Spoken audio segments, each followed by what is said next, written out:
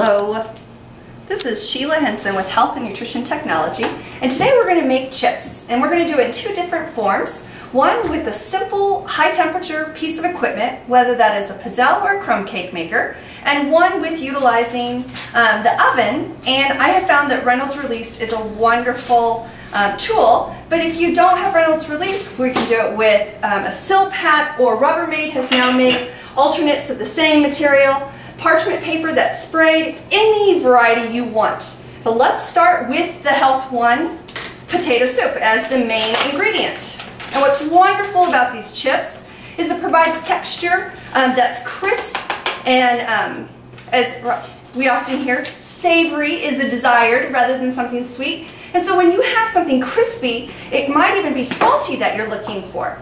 Having the meal replacement put in with a little bit of water is all the ingredients that you need. And I'm going to go ahead and have this mixture shown because it's a little bit thicker than when I suggest making a 1x1 or even a waffle or any other food source that we make with a high temperature piece of equipment, because I want it to be thick enough to just drop on and not be able to run out of my bowl. Now this would make a wonderful plain pizzelle with the potato soup. But what's lovely about the meal replacement is that you're not limited to just one flavor. So Mrs. Dash has made incredible options that are already for your use. Or if you go into the popcorn area, they have many different seasonings. Make up your own. As a registered dietitian, love Mrs. Dash because they do send us free samples. And this right here actually is 1/4 teaspoon with 3 servings. I'm going to use this whole thing, which means it's going to be extra spicy. Taking and dropping it in and mixing, what we now have is a spicy chip, or we will have a spicy chip in just a few minutes. So if we look at the texture of that, and everyone notice, the Health One spatula is helping in the creation of this wonderful chip. We're going to open up our high temperature piece of equipment, which has already been heated, and it will take about 30 seconds. Now each package of meal replacement can make any number of servings that you want in size portion, but I try and portion everything out to 6 per package. So I'm going to drop this, and if I were to make all of these, I would do this 3 times because that would be 6. But what I'm going to do is show you in 30 seconds or so here the creation of your chip. But if I wanted to take the other half of this meal replacement that's already been made up and place it onto the Reynolds Release, I'm going to size it to the size that I'm going to be putting in the oven. Because I'm actually outside of my home, I don't have the opportunity to work with a full-size baking stone. I could just put it right on, or on a baking tray. So I have a very small size. I would never want to do it right on this because it will stick. That's the benefit and the lovely aspect of having the Reynolds Release. If used appropriately, it can, without any additional spraying, you have right there a non-stick side and a sticky side. Lay it down. We're going to grab another piece and measure it out so that they are right on top of each other, the same size. So mind you, this size is only because this is the size of the oven I'm using.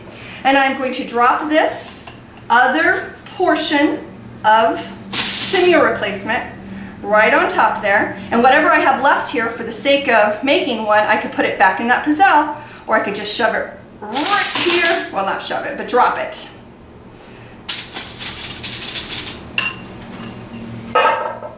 And the other side that's non-stick right on top.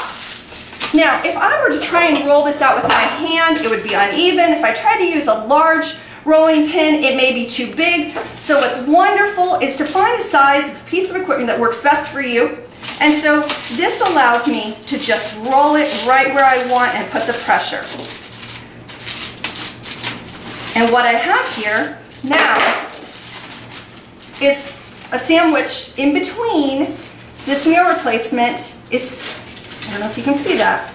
And then I'm going to lay it down, pop that in the oven for about 10 minutes, and then we'll show you how to go from there. But let's look at this.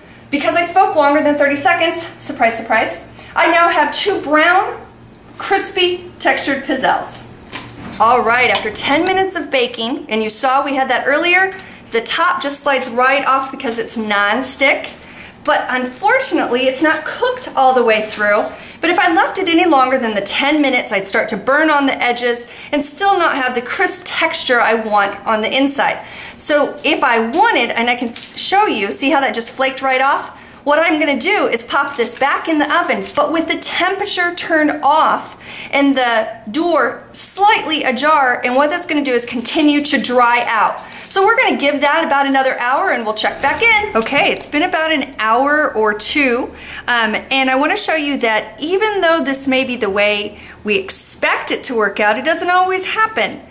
What we found is if we flip this over, it looks nice and crisp. In fact, if I were to break it, it is that crisp texture that I'm looking for, but not everywhere. See where it's still soft here? That, to me, does not constitute a chip.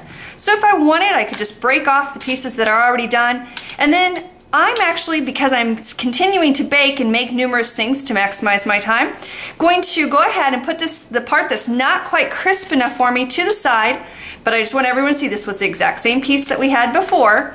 Well, on the crispy part, take it off. Then after I'm done baking for the rest of the afternoon, I'm gonna stick it back in that warm oven, prop open the door, let it continue to dry out, and have a wonderful crisp potato chip later on. All right, third and final time, we have been using our oven, and so the end of the day, we were ready to just put the last part of the chips that were not quite crisp. Remember, we tore them off, and this is what we have. We now have a nice crisp texture all the way through. So we're just gonna chop those into pieces, bite-sized pieces, and if you'll notice that this is exactly the 1 meal replacement. The 1/3 that we have made in the pizzelle and the 2/3 that we had made in the oven. Now, when we look at this, and if we wanted to, we can mix them all together and be able to say, pizzelle in 30 seconds or in 30 minutes, however you'd like to do it.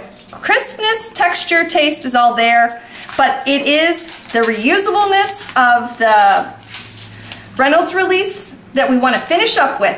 Just because we used it one time doesn't mean we have to discard it. We're trying to make use of all of our products as well as our pieces of equipment efficiently. And so this is fairly clean. We fold this up, put it away, and the next time we're ready to make chips, we pull it out and we reuse.